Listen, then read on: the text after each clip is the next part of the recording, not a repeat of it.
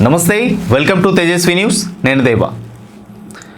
ఇవాళ మనం చూస్తున్నాం కొడంగల్ నియోజకవర్గం ఏదైతే ఉందో సీఎం ఇలాకాలో గుడిలపైకి బుల్డోజర్లు పంపుతున్న ప్రభుత్వ అధికారులు ఎవరైతే ప్రభుత్వంకి సంబంధించిన వాళ్ళు, స్థానికంగా ఉన్న అధికారులు ఎవరైతే వాళ్ళు ఉన్నారో, లేకపోతే ప్రభుత్వానికి సంబంధించిన చైర్మన్ కావచ్చు, వీళ్ళు ఎవరైతే ఉన్నారో కాంగ్రెస్ నాయకులు కావచ్చు, సీనియర్లు, వీళ్ళంతా కూడా అక్కడ ఉన్న స్థానికులను భయపెట్టి భయభ్రాంతులకు గురిచేసి ఎవరిని కూడా ప్రశ్నించే తత్వాన్ని కూడా వెనక్కి నెట్టుతున్న పరిస్థితి కోస్గిలో మనం చూస్తున్నాం. ఎందుకు ఈ మాట అంటున్నా అంటే, కోస్గిలో ఏదైతే రామాలయంకి సమీపంలో ఉన్న హనుమాన్ ఆలయం ఒకటి, దానికి నియర్ బై ఉన్న దగ్గరగా ఉన్న ఊరడమ్మ గుడి ఒకటి. ఊరడమ్మ గుడి అంటే ఊరికి ఏదైతే మన ఒక గ్రామ దేవత అన్నట్టు, ఊరికి గ్రామ దేవత. అలాంటి గ్రామ దేవత గుడిని కూల్చేయడానికి మీకు ఎంత ధైర్యం? వాస్తవంగా చెప్పాలంటే ఆ ఊర్లో కూడా మీరు హిందువులే కదా, కాంగ్రెస్లో ఉన్న నాయకులు కూడా హిందువులే కదా, మీరు కూడా తరాల నుంచి కూడా మొక్కుతున్న ఆ గ్రామ దేవతనే కదా, ఎందుకు మీరు కూల్స్తున్నారు? సరే, ఇది ఒకటి పక్కకు పెడితే, ఆ రామాలయంకి సమీపంలో కబ్రస్థాన్ కూడా కూల్చిన వెంటనే ముస్లిం సోదరులు ఎవరైతే ఉన్నారో ఆ ముస్లింలు వెంటనే వెళ్ళి అల్లర్లు చేస్తే అతి తొందరలో ఆ గోడ, ప్రహారీ గోడ ఏదైతే ఉందో ఆ విజువల్స్ కూడా ఒకసారి చూడండి మీరు, నేను చూపిస్తా. అంటే ఏదైతే హిందువులకు కూడా అయితే కూల్చేస్తారు అంటే, మీరు ముందు నోటీసులు ఇవ్వకుండా ఏదైతే ఏదైతే మున్సిపల్ చైర్పర్సన్ కావచ్చు, మున్సిపల్ కమిషనర్ కావచ్చు, వీళ్ళందరూ కూడా అక్కడికి వచ్చి ఆ నియర్ బై చెప్పేసి వాళ్ళందరికీ ఆ గుడి యొక్క ఎవరైతే గుడిలో పూజారి కావచ్చు, ఆ గుడిలో చూసుకునే వాళ్ళు కావచ్చు, వాళ్ళకు చెప్పకుండా డైరెక్ట్గా వెళ్ళి శనివారం రోజు అటాక్ చేయడం జరిగింది. అంటే ఎందుకు ఇట్లా? ముస్లింలకో లెక్క, హిందువులకో లెక్క, ఎందుకు మీరే తేడా చూపిస్తున్నారు? వాళ్ళు బాగానే ఉన్నారు ఊళ్ళల్లో, ముస్లింలు హిందువులు బాగానే ఉన్నారు, వాళ్ళ పనులు వాళ్ళు చేసుకుంటున్నారు, కలిసిమెలిసి ఉన్నారు, బాగానే ఉన్నారు.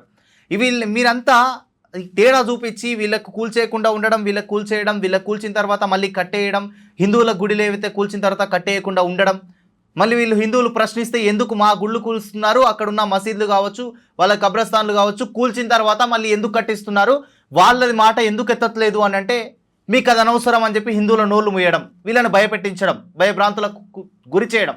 ఎందుకు ఇలాంటి ధోరణి అక్కడ కనిపిస్తుంది అని అంటే, ఓటు బ్యాంకింగ్, లేదా ముస్లింల దగ్గరికి వెళ్తే వాళ్ళ రూటే సపరేటు, వాళ్ళ యూనిటీయే సపరేటు, వాళ్ళు ఏం చేస్తారనేది కూడా మనం చెప్పలేం. అల్లర్లు ఆ విధంగా వెళ్తూ ఉంటాయి కదా. మరి ఎందుకు స్పందిస్తలేరు స్థానికంగా ఉన్న ఆ యొక్క హిందువులు? ఒక్క ఊరిలో ఏదైతే కోస్గి గ్రామంలో, అది మున్సిపల్ చాలా పెద్దది నాకు తెలిసి, ఆ యొక్క గ్రామంలో హిందువులందరూ ఐక్యతగా కలిసి ముందుకెళ్ళి ధైర్యంగా మీరు ప్రశ్నిస్తే, అక్కడ మీరు కూర్చుంటే మీ గుడి మీకు అక్కడే దొరుకుతుంది, లేదా ఇంకో దగ్గర దొరికినా కానీ మీకు హామీ ఇచ్చిన తర్వాతే ఈ గుడిని తీసేయండి అనే ఒక మాట మాట్లాడితే అది వేరే ఉంటుంది. కానీ ఎక్కడేసిన గుగ్గడే అక్కడే అన్నట్టుగా మన హిందువులే, ఎవరైతే హిందువులే, స్థానికంగా ఉన్న హిందువులే కొందరు ముందుకెళ్తే కొందరు ఆ నాయకులకు భయపడి వెనకాలకి వెళ్ళిపోతూ ఉంటే ఏది కూడా ముందుకు సాగని పంచాయతీ. ఒకసారి అందరూ కూడా గమనించాలి. ఓటు బ్యాంక్ అని చెప్పేసి ఒక వర్గానికి సంబంధించిన వాళ్ళకే సపోర్ట్ చేస్తూ మిగతా వర్గం కూడా డొల్లా అనే విధంగా వదిలేస్తే, ఆ డొల్లా అనే వర్గం అనేది తట్టుకొని తలుచుకుంటే ఏం చేయగలదో అదే చేయగలుగుతుంది కూడా. ఈ వర్గం హిందువులు ఎవరైతే ఉన్నారో వాళ్ళు ఒక్కసారి ఆలోచన చేస్తే బాగుంటుంది. వీళ్ళు ఏం చేస్తున్నారు, ఏంటి, ఎవరి గుళ్ళు కూలుస్తున్నారు, ఎవరికి సపోర్ట్ చేస్తున్నారు, ఎవరి ఓట్ బ్యాంక్ కోసం పనిచేస్తున్నారు, ఎవరికి అభివృద్ధి చేస్తున్నారు అనేది కూడా ఒక్కసారి ఆ యొక్క నియోజకవర్గంలో ఆ స్థానికంగా ఉన్న కోస్గి ప్రజలందరూ కూడా ఆలోచన చేయాల్సిన విషయం. దీనికి సంబంధించి అక్కడ కోస్గి గ్రామంలో హిందూ వాహినికి సంబంధించిన పర్సన్ భరత్ అని ఉన్నారు. ఒకసారి వారిని ఫోన్లో తీసుకొని మాట్లాడదాం. హలో, నమస్తే బ్రదర్. నమస్తే, ఎవరండి? నేను దేవా మాట్లాడుతున్నా, తేజస్వి నుంచి. నమస్తే దేవా. ఏంది పరిస్థితి, ఏంది బ్రదర్ అక్కడ దేవాలయం పరిస్థితి ఏమనుకోవచ్చు, ఎట్లుంది పరిస్థితి ప్రజెంట్? ఇవాళ నేను మొన్నటికి కొద్దిగా డిమాలిష్ చేసినట్టే, ఇవాళకి మొత్తానికి అక్కడ ఉన్న సంబంధించిన తాత్కాలికంగా ఏదైతే కూల్చేదో అది ఇవాళ మొత్తం తీసేస్తాం. ఓకే. పూల విరాట్ని పెట్టి తర్వాత ఒక 2-3 నెలల తర్వాత విగ్రహ ప్రతిష్టాపన మళ్ళీ చేస్తారు. ఓకే, అంటే ఇప్పుడు మొత్తానికి గుడి మొత్తానికి భూస్థాపితం చేశారా, లేదంటే ముందటి వరకే ఒకటి తీయడం జరిగింది అక్కడ? ఇప్పుడు తాత్కాలికంగా ఆ రోజు ఏది వరకు కూల్పారో అదంతా మొత్తానికి డిమాలిష్ చేశారు. ఓకే, పూజలు తర్వాత అంతా ఒక 2 నెలల తర్వాత మిగిలిన పని మొదలు పెట్టారంట దేవాలయంలో. Okay, okay. అంటే ఇప్పుడైతే ఒక హామీ అయితే ఇచ్చినారు అనుకోవచ్చా? హామీ అయితే ఇచ్చినారంటే ఇచ్చినారే. ఓకే, అది సాటిస్ఫై హామీ అంటే సాటిస్ఫై, అన్సాటిస్ఫైడ్. అన్సాటిస్ఫైడ్, అది పూర్తి అవ్వదు అని అర్థం. మేబీ వాళ్ళు 31 లక్షలు మాకు రిలీఫ్ ఫండ్ రిలీజ్ అయింది, మేము కట్టిస్తాము అనే కూడా చెప్తున్నారు అంతే. అది ఎంతవరకు నిజము, దాని నుండి ఏది ఉంటది అనేది ఇంకా తెలియదు. అక్కడ చూసుకుంటే ఏదైతే రామాలయం గుడి కూడా ఉందని అంటున్నారు, ఆ గుడి కూడా సేమ్ ఇలాగే అక్కడ పరిస్థితి కూడా ఏర్పడిందని చెప్పేసి అంటున్నారు. హనుమాన్ల గుడి, హనుమాన్ గుడికి ముందరికి సంబంధించిన భాగం కూడా ఇవాళ తొలగిస్తామని చెప్పిందంట. పొద్దున పోలీస్ బందోబస్తు తోటి ఉంది. అంటే ఎందుకు ఇట్లా సీఎం ఇలాకాలోనే ఇట్లాంటి పరిస్థితులు ఎందుకంటే, మరి ఒకవేళ చూసుకుంటే మొన్నటికి మొన్న నెలకు ముందు ఏదైతే ముస్లిం వ్యక్తులు ఎవరైతే ఉన్నారో వాళ్ళకి సంబంధించిన కబ్రస్థాన్ ప్రహారీ గోడ కూల్చితేనే మళ్ళీ వాళ్ళు అల్లరి చేయడంతో వెంటనే ఆ ప్రహారీ గోడ కట్టించడం జరిగిందని వార్త వచ్చింది. మరి ఇది ఎందుకు రెస్పాండ్ అవ్వట్లేదు? అంటే ఎక్కడైతే మెజారిటీ పీపుల్ ఉన్నారో వాళ్ళ భావనలకు ఎక్కడ కూడా రెస్పెక్ట్ లేదన్నట్టు. మైనార్టీ వాళ్ళు చిన్న ఏది అలజడి జరిగినా భయం, మొట్టమొదటిగా భయము, రెండోది ఓట్లు ఎక్కడ ఓడిపోతామనే ఇది. దాంతో వాళ్ళ పనులు జరిగిపోతున్నాయి. మన పనులు ఇట్లనే నిర్లక్ష్యం అయిపోతుంది. ఏ దానికి కూడా ఒక హామీ ఉండదు, ఏది జరిగినా మేము ఎవడు అడుగుతారులే అనే ధీమాలో ఉంటారు. అంటే ఎప్పుడు స్టార్ట్ అయింది ఇదంతా? అసలు గుడి కూల్చుదామనే ప్లానింగ్ అనేది ఎప్పుడు స్టార్ట్ అయిపోయింది? ఒక 8 నెలల కింద జరిగింది. విషయం ఏంటంటే అప్పుడు రోడ్ వర్క్ నడుస్తుంది, రోడ్ వర్క్ లో మధ్యలో గుడిని కూడా తీసేస్తామని చెప్పింది. ఓకే, అప్పుడు కూడా మనకి ఏం చెప్పలే, హిందూ సంఘాలతో చెప్పలే, నార్మల్ జనాలకు వచ్చే జనాలకు చెప్పలే, గుడిలో ఉన్న పూజారులకు కూడా చెప్పలే. ఏదో ఒక చెట్టు కొట్టేస్తున్నారు కదా అని మనం పోయినాము. అక్కడ ఒక 100 సంవత్సరాల కింద ఉన్న చెట్టును కొట్టేస్తున్నారు కదా అంటే పోయినాము. దాని పక్కకే గుడి ఉంటది కాబట్టి గుడిని కూడా తీసేస్తున్నాం అనే వార్త వచ్చినప్పుడు మనం వెళ్ళి అడిగితే అక్కడ వాళ్ళకు మనకు మాట పెరిగినప్పుడు అక్కడ జరిగిన విషయం ఏంటంటే రోడ్డు విస్తరణలో గుడులు అన్ని తీస్తున్నాము అని చెప్పినారు. గుడిలు ఎట్లా తీస్తారు?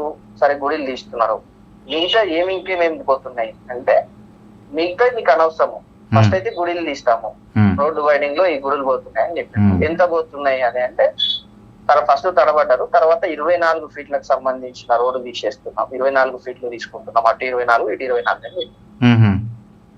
హనుమాన్ గుడి 24 ఫీట్లు తీస్తే అవతల 24 ఫీట్లు తీస్తే రామాలయం మొత్తానికి వెళ్ళిపోతాడు. ఓకే, ఆ రామాలయం ఎట్లా తీస్తారు? ఇది పురాతనమైన చరిత్ర గల రామాలయం, ఊర్లో ఉన్న రామాలయం ఎట్లా తీస్తారు అని మేము దీనికి వేరే దగ్గర చోటు ఇస్తాం అని చెప్పినారు. వేరే దగ్గర చోటు ఎక్కడ అంటే వేణుగోపాల స్వామి గుడికి సంబంధించిన ల్యాండ్ ఉంటది కోసిలో, దాన్ని అలకేట్ చేస్తామని.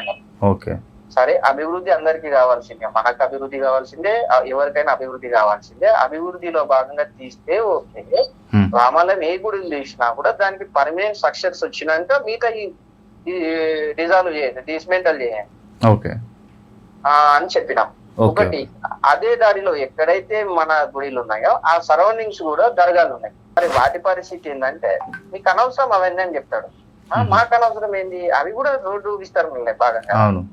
మాకేది ఇంప్లిమెంట్ అవుతుందో అవతలకి కూడా అది ఇంప్లిమెంట్ కావాలి అని అక్కడ జరిగితే ఒక 6 నెలల కింద 7 నెలల కింద ఈ విషయాలు జరిగిన తర్వాత తాత్కాలికంగా పనులు బంద్ ఉండే.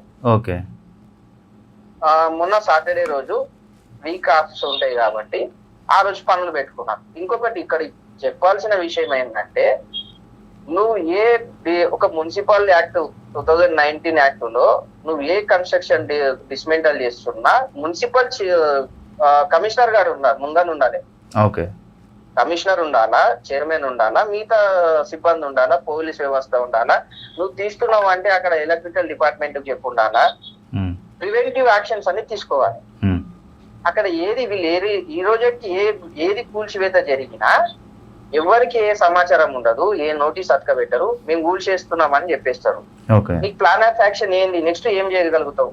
నీకు నువ్వు ఇక్కడ రోడ్ వేస్తున్నావు, ఎంత తీస్తావు, ఎంత పెడుతున్నావు, ఏం పెడుతున్నావు, ఈడ ఏమొస్తుంది అంటే అవన్నీ ఏమి ఉండదు. డైరెక్ట్ మేము చేస్తున్నాం కదా, మీరు చూడుండే, చూడకపోతే మీరు మాట్లాడితే మిమ్మల్ని ఏం చేస్తామో మేము చూసుకుంటాం అనే ధోరణి ఉంటాయి. నిన్న జరిగిన ధర్నా, గుడి కూల్చినందుకు ధర్నా చేస్తే ఇవాళకి కేసు అయింది. మళ్ళీ ఎవరైతే హిందూ సంఘాల వాళ్ళు ఉన్నారో 15 మంది పై వాళ్ళ కేసు చేసిండ్రు. 15 మంది పైన ఎందుకు చేసిండ్రు అంటే పబ్లిక్ కి మేము డ్యామేజ్ చేసిన, అంటే వాళ్ళ స్వేచ్ఛని హరించినము, రవాణా సౌకర్యం కల్పించామంట. ఓకే, రవాణా సౌకర్యానికి ఇబ్బందులు కల్పించారు. అంతకన్నా ముందు రోజే, ఒక 2 రోజుల ముందు రోజే మిగతా మతస్థులు, దర్గాకు సంబంధించిన మతస్థులు వచ్చి ధర్నా చేసిన రోజు ఒక్కరు పట్టించుకోలే. మరి ఎవరిని హక్కులకు కూడా భంగం కలగలేదా? ఆ రోజు కూడా మేము కూడా ఇబ్బందులు పడ్డాం, మా రవాణా వ్యవస్థ కూడా ఇబ్బందులు అయినాయి. మళ్ళీ ఆ రోజు ఇట్లనే కేసులు చేయలేదు మరి వాళ్ళ పైన. ఓకే, అంటే ఇప్పుడు ఊర్లో అందరూ కూడా ఇప్పుడు ఏదైతే అధికారంలో ఉన్న పర్సన్స్ ఎవరైతే ఊర్లో ఉన్న వాళ్ళు కూడా హిందువులే కదా, వాళ్ళకి ఎందుకు పట్టింపు వస్తలేదు అది? మరి ఓటు బ్యాంక్ రాజకీయం ఇక్కడ మీకు ఖచ్చితంగా తెలుస్తుంది కదా. ఓకే, ఇప్పుడు ఒక దగ్గర ప్రతిష్ట చేసిన గుడి అంటే ఒక దగ్గర వెలిసిన గుడి, అందులో ఊరడమ్మ గుడి అంటే ఊరుకు ఎంతో ప్రతిష్ట కలిగిన గుడి, అలాంటి గుడి కూల్చడానికి వీళ్ళకు అంటే ఎవరు హిందువులు పట్టించుకోరనా, హిందువుల ఐక్యత లేదనా? హిందువులు ఐక్యత లేదా బట్టి పట్టించుకునే దగ్గర ఎవరైతే వస్తారో వాళ్ళని గుల్డోజ్ చేస్తారు, వీళ్ళు భయపెడతారు. మీరు ఇంతకు ముందు జరిగిన సంఘటన చెప్తాను. అదే ఫస్ట్ టైం గుడి కూల్చుదాం అన్న రోజు వచ్చిన రోజు దాదాపు ఒక 40-50 మందికి సంబంధించిన కాంగ్రెస్ లీడర్ నుండి, అక్కడ ఇక పొలిటీషియన్ అన్నప్పుడు మామూలు జనాలు ఎందుకు పోతారు వాళ్ళ జోలికి, పనిచేసే వాళ్ళని కూడా గట్టిగా బెదిరిస్తూ అక్కడ పోయే జనాలను కూడా భయభ్రాంతులకు గురి చేసి దగ్గరికి ఎవరు పోలే. ఆ రోజు దగ్గరికి మనం హిందూ అయిన కార్యకర్తలను వెళ్ళినాం. ఏం జరుగుతుంది అంటే మనం బుల్డోజ్ చేయడానికే చూసినాం, మనం కూడా ఎట్ ద సేమ్ టైం మనం బుల్డోజ్ చేసినాం. వాళ్ళని కేసులు పెడతాం, మనం పెట్టండి, మేము కేసులకి ఏం భయపడే, మేమేమి ఇక్కడ తప్పు చేయడానికి రాగా ప్రశ్నించడానికి వచ్చినాం ఏంది అనేది. అంత వైల్డ్ గా మొన్న జరిగిన సంఘటన కూడా అంతే. మిట్ట మధ్యాహ్నం 3 గంటలకు వచ్చి గుడికి సంబంధించిన వ్యవహారాన్ని 2 సోల్జర్లు పెట్టి కూలుకోవడానికి వచ్చారు వాళ్ళు. ఓకే, ఫైనల్ గా మీరు ఇప్పుడు ఏమైతే రెస్పాన్స్ ఏముంది, ఏం కావాలనుకుంటున్నారు మీరు? ఇక్కడ ఏ గుడిని కూల్చినా మాకు అష్యూర్ చేయాలా గుడిని ఎవరు కట్టిస్తున్నారు, అదొకటి. రెండోది, నీవు డెవలప్మెంట్ అన్నప్పుడు అన్ని రకాలుగా అన్ని డిమాండ్ చేయాలా, గుడి దిగి దర్గా దిగి ఒకే వర్గానికి కాకుండా మధ్యలో బడి వస్తే బడిని కూడా తొలగించు. అంతేగాని హిందువులను పట్టించుకోరు కదా, హిందువులకు ఏమైనా ఎవరు రారు కదా అనే ధోరణితోన కేవలం హిందూ గుడులను గురిస్తే మాత్రమే బాగుండదని మన demand. Right right right right right brother. Okay, thank you brother. విన్నారు కదా, స్థానికంగా ఏదైతే కోస్గి గ్రామంలో భరత్ అనమాట, ఆయన ఆర్ఎస్ఎస్కి సంబంధించిన వ్యక్తి, హిందూ ఆయనకి సంబంధించిన వ్యక్తి. అంటే గతంలో ఏదైతే 6 నెలల ముందు ప్రశ్నించినా కానీ భయభ్రాంతులకు గురి చేయడం, నువ్వు ఇదే ఊరు కదా, నువ్వేం చేస్తావు అని ఒక భయభ్రాంతులకు గురి చేయడం. తర్వాత 6 నెలలు 7 నెలలు మించిన తర్వాత, దాటిన తర్వాత ఇప్పుడు మొన్న శనివారం మళ్ళీ మొదలైంది రచ్చ. ఏంటి అని హిందువులు ఎవరైతే ఉన్న వాళ్ళు ఉన్నారో వాళ్ళు స్థానికంగా వాళ్ళు ప్రశ్నించడానికి వెళ్తే వాళ్ళని భయపెట్టడం. అంటే ఒక వర్గానికి సంబంధించిన గుడి ఏదైతే ఉందో దాన్ని కూల్చేస్తున్నారు, కానీ ఇంకో వర్గానికి సంబంధించిన మసీదులు కానీ దర్గాలు కానీ ఏమైనా ఉంటే అవి కూల్చేయకుండా మీకెందుకు అని ప్రశ్నిస్తే మీకెందుకు అని హిందువులపైన మాట్లాడడం, ఎవరైతే అధికారులు కావచ్చు, స్థానికంగా ఉన్న రాజకీయ నాయకులు కావచ్చు. అంటే ఇదేనా ప్రజాపాలన? అంటే ఇదేనా కాంగ్రెస్ నుంచి వచ్చిన ప్రజాపాలన? అంటే ఇదేనా? అది మళ్ళీ సీఎం సొంత ఇలాకాలో జరుగుతున్న ప్రజాపాలన అంటే ఇదేనా? చెప్తున్నారు కదా, డైరెక్ట్గా చెప్తున్నారు, గుడి అయినా బడి అయినా అది ఈక్వల్గా ఏ వర్గం వాళ్ళదైనా సమానంగా కూల్చేసి అప్పుడు అభివృద్ధి చేయండి. కానీ ఒక వర్గానికి సంబంధించి కూల్చేసి ఇంకో వర్గానికి సంబంధించి అలాగే దాచిపెట్టి వాళ్ళని ట్రంక్ పెట్టెలో పెట్టినట్టు పెట్టి వీళ్ళని కూల్చేసి ఊరు బయటికి పంపిస్తామంటే కాదు కదా అని వాళ్ళు ప్రశ్నిస్తున్నారు. బట్ ఇది ఒక్కటైతే ఖచ్చితంగా ఆలోచన చేయాల్సిందే. స్థానికంగా ఉన్న ప్రతి ఒక్క హిందూ ఆలోచన చేసి మీరు ముందుకెళ్ళి సపోర్ట్ చేస్తేనే అక్కడ ఏదైనా హిందువులకు సంబంధించి ఖచ్చితంగా జరగాల్సిన పని అయితే జరుగుతుంది. లేదంటారా ఎక్కడేసిన గొంగడి అక్కడే అన్నట్టుగా ఆ ఏరియాలో ఖచ్చితంగా జరుగుతుంది. ఇది వాస్తవం. జై హింద్, జై భారత్.